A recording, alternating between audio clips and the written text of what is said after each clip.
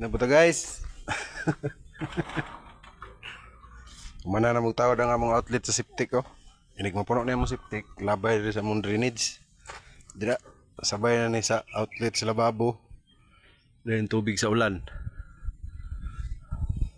Giwire na mo diri pero isa ran trabaho kapoy kay daghanog PVC. Mga ni among asayan ro muntaga, init pa imong murag mo pilit sa likod.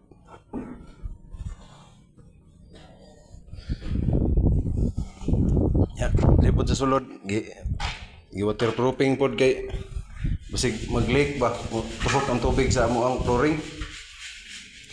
Tangan mo waterproofing kay pero siniguro ba, simulapos ang tubig, ini tapping na mo ba.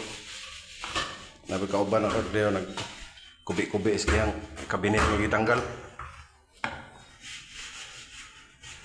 Pero nga doon kay habang yoyo na. Kalau ingin ko kalau lang tanggal. Ito mo balik.